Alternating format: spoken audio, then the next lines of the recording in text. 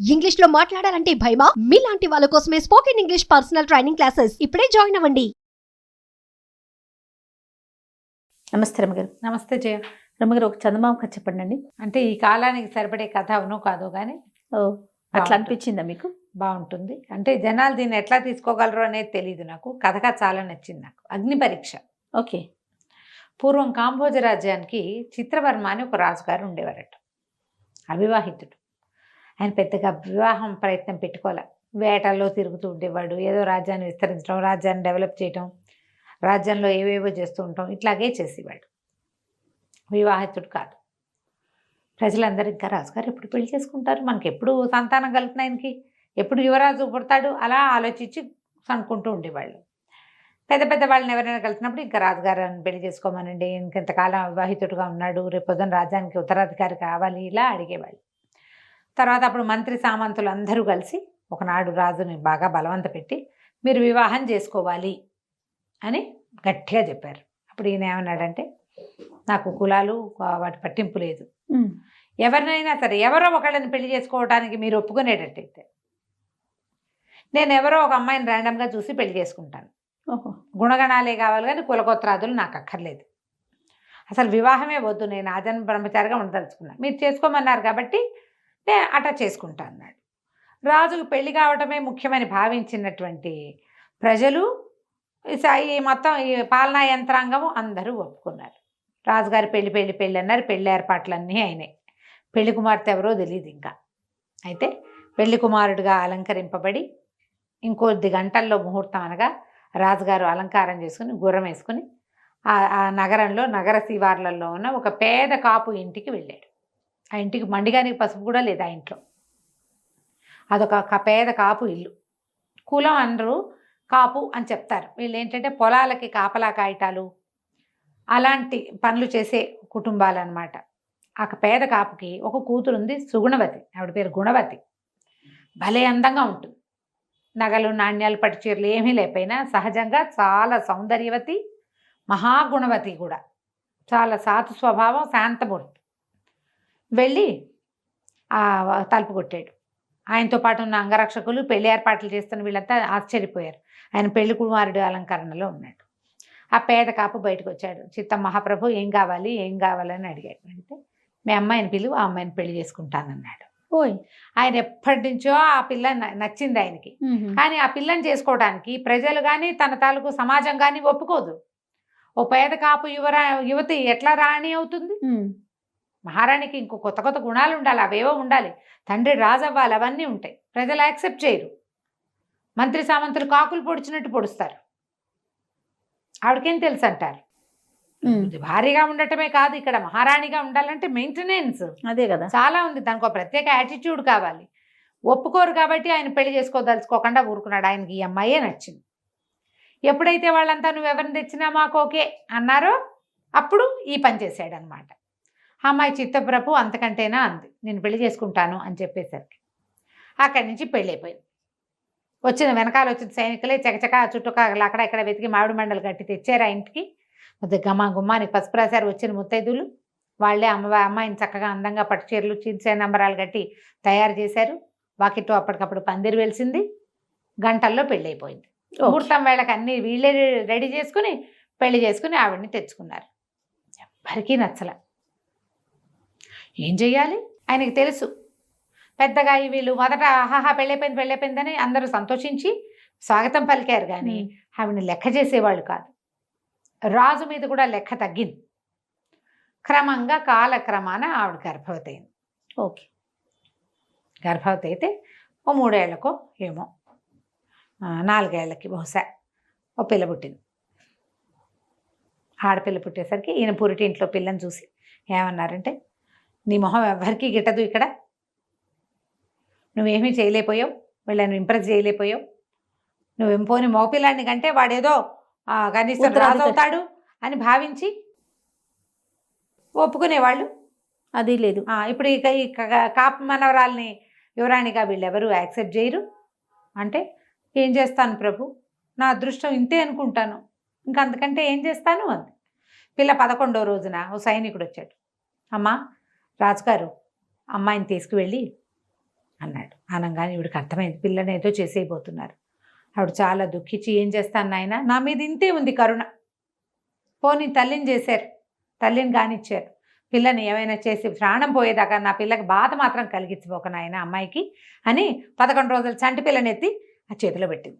సైనికుడి చేతిలోకి బోరుమని ఏడుస్తూ సైనికుడు ఆ పిల్లని ఎత్తు తీసుకుపోయాడు.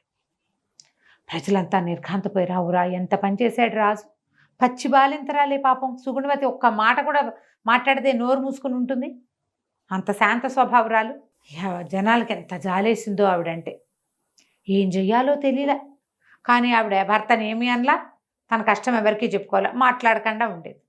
కానీ మందిరంలో అన్నీ సరైన వేళకి ఏర్పాట్లు, పొద్దున్నే శుభ్రం చేయటాలు, వాకిట్లో ముగ్గులేయటాలు, భోజనం వేళల్లో అటు ఎవరికి భోజనం ఒక్క నిమిషం ఆలస్యం కాకుండా భోజనాలు ఏర్పాట్లు చేయించేది.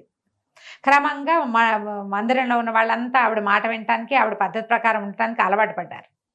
ఆవిడకి రోపేం లేదు, మెత్తమెత్తగా చెప్పేది. మళ్ళీ కొంతకాలానికి గర్భవతి అయింది. ఈసారి కుమారుడు కలిగాడు.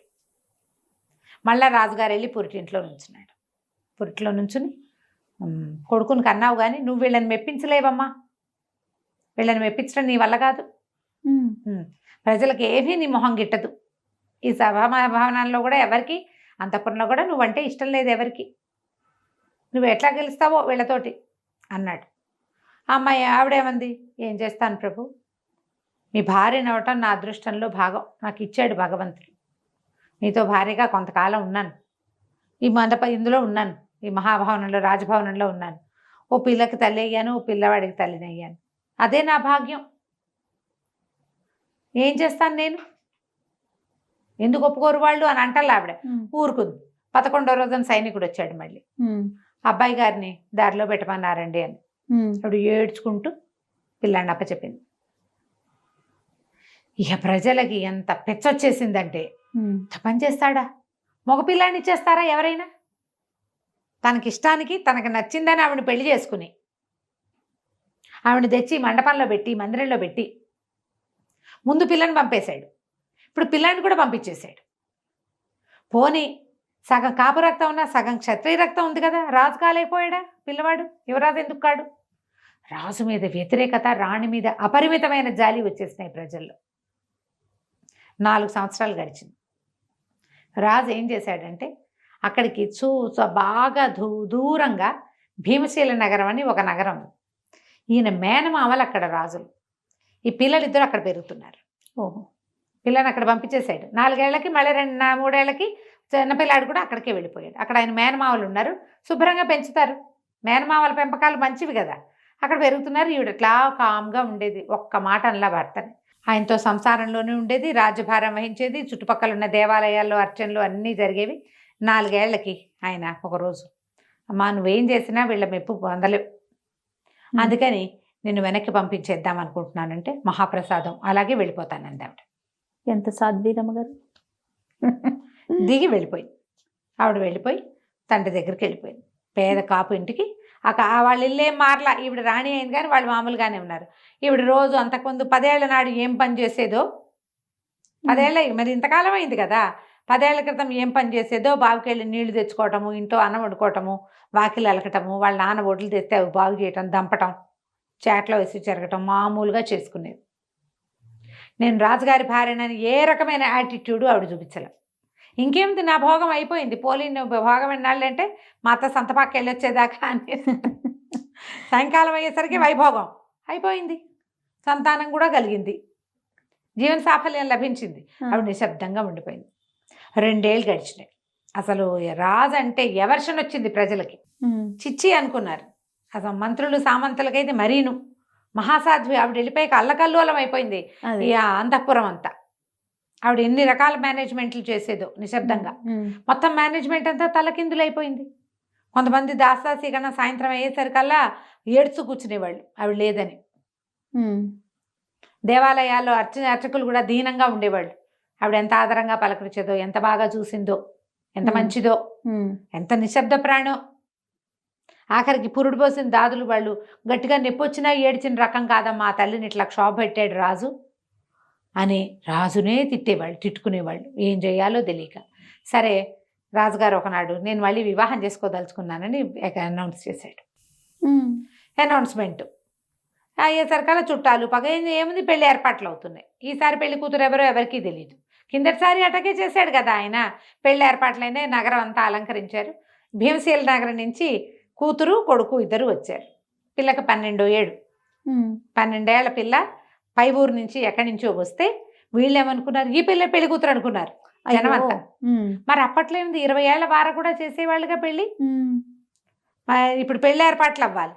పెళ్లి ఏర్పాట్లకు ఏమి సరిగ్గా అవటాలు అంతఃపురంలో. ఈయన పోయి భార్య దగ్గరికి వెళ్ళాడు. నేను మళ్ళీ వివాహం చేసుకోదలుచుకున్నానని చెప్పాడు. అప్పటికి మంచిది, మీకు తోడుపాడు కావాలి, అంతఃపురం మేనేజ్మెంట్కి మనిషి ఉండాలి అంది. కానీ ఈ పెళ్లి ఏర్పాట్లు ఏమీ సరిగ్గా అవ్వట్లేదు, నువ్వు నాతో వచ్చి పెళ్లి ఏర్పాట్లు చేయమ్మా అన్నాడు. అట్లాగే మహాప్రసాదం వస్తానంది. ఆవిడ ఈయన వెంబడబడి అంతఃపురానికి వచ్చింది. అక్కడి నుంచి ఈ అమ్మాయి 12 ఏళ్ల బాలాకుమారిగా ఉన్న యువరాణి, ఓ 8 ఏళ్ల మగపిల్లవాడు అమ్మాయి తమ్ముడు ఇద్దరు పల్లకిల్లో నుంచి దిగితే ఆ పిల్ల పెళ్లి కూతురు అనుకుని జనం అంతా గగ్గోలెత్తిపోయారు. మంత్రిను సైన్యాధిపతి వచ్చారు. ప్రభు, మీరు ఇదివరకు ఒక వివాహం చేసుకున్నారు, ఆమెను మేము ఎవ్వరం ఒప్పుకోలేం. కానీ ఆవిడ మహాసాధ్వి, మొత్తం అంతఃపురాన్ని ఒక దారిలోకి తీసుకొచ్చింది. దేవాలయాలు అర్చనలు అన్నీ చక్కగా చేయించింది. మీతో చక్కగా సంసారం నేర్పింది. కుమార్తెకి తల్లైంది. ఆ కుమార్తెని మీరు దక్కనివ్వల. కుమారుడు పిల్లవాడు పుట్టిన ఆ పిల్లవాడినైనా మీరు మాకు యువరాజుగా ఇస్తారేమో అనుకుంటే మీరు ఆ పని చేయలే. పిల్లల్ని ఎక్కడికో పంపించేశారు, ఏదో చేశారు, పంపించేశారు. అట్లా పిల్లల్ని ఆమెకు కాకుండా చేశారు. ఇప్పుడు మీరు ఇంత చిన్న ముక్కుపచ్చలారని పిల్లని పెళ్లి చేసుకోవటం ఏమిటి? అప్పుడు మీకు తగిన వివాహం మీరు చేసుకోవాలి. ఇప్పుడు కూడా మీరు తగిన వివాహం చేసుకోవట్లేదండి. ఈ పిల్లని మరి ఇంత చిన్న పిల్లకి చిలిపితనమే పోలేదు, చిన్నతనం పోని చిన్నపిల్లని పెళ్లి చేసుకోవటం ఏమిటండి అంటే రాజు నవ్వాడు. నీ పెళ్లి చేసుకోవటం ఏమిటి, ఆమె నా కూతురు, ఈ రాజ్యానికి యువరాణి అనేసరికి తెల్లబోయారు. యువరాణి యువరాణి అని అందరూ ఆశ్చర్యపోయారు. సరిగ్గా చూడండి, నా పోలికలోనే ఉంది అమ్మాయి. ఆ పక్కన ఉన్నవాడు ఆమె తమ్ముడు, మీ యువరాజు. మరి పెళ్లి కూతురు ఏది అన్నారు. ఇదిగో అని పాత చీర కట్టుకుని ఏదో దులుపుడు వ్యవహారం చేస్తున్న గుణవతిని చూపించాడు. ఈవిడ్ని మళ్ళీ పెళ్లి చేసుకుందాం అనుకుంటున్నా. మరి అంతఃపురం మేనేజ్మెంట్లు ఇవన్నీ చేయాలి కదా, ఈ పిల్లలిద్దరిని పెంచాలంటే నేను ఎక్కడ పెంచుతాను అనగానే గోలెత్తిపోయారు జనం అంతా. ఆవిడకి చక్కగా అలంకారం చేసి మహారాణితోటి మళ్ళీ పెళ్లి చేసుకున్నాడు రాజు. ఇక ఆ తర్వాత ఎప్పుడూ ఆమె పట్ల వ్యతిరేకత రాల రాజ్యంలో.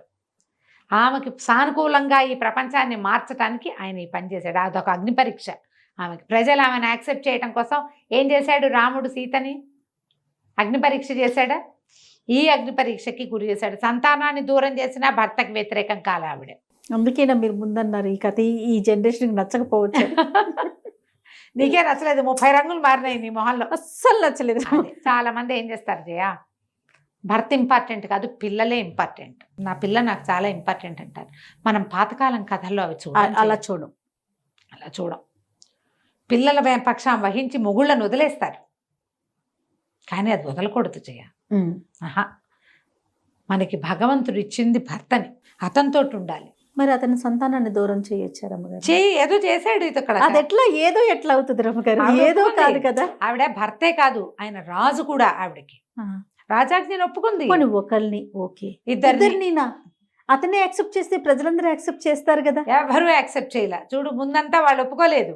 ఎప్పుడైతే ఆవిడకి సంతానం దూరం అయ్యో జాలి పడ్డం మొదలుపెట్టి ఆవిడ ఎంత మంచిది, ఆవిడ అలాగే ఉంటుంది కదా జయ. ప్రజలు ఎలా ఉంటారు, మనుషులు అలాగే ఉంటారు. తల్లికి పిల్లల్ని వేరు చేస్తారు, ఇద్దరిని. మరి 13 ఏళ్ళ తర్వాత తీసుకొచ్చిన తర్వాత ఆ చిన్ననాటి జ్ఞాపకాలు ఏమున్నాయి ఆవిడ ఉండవు. ఇంకో పిల్లలు కానీ ఉంచుకుంటుంది. కథలాగానే తీసుకుందాం. అంతే. నమస్తే రమ్మగారు. నమస్తే జయ. సుమన్ టీవీలో మీ పర్సనల్ అండ్ బిజినెస్ ప్రమోషన్స్ కోసం కింది నెంబర్కి కాంటాక్ట్ చేయండి.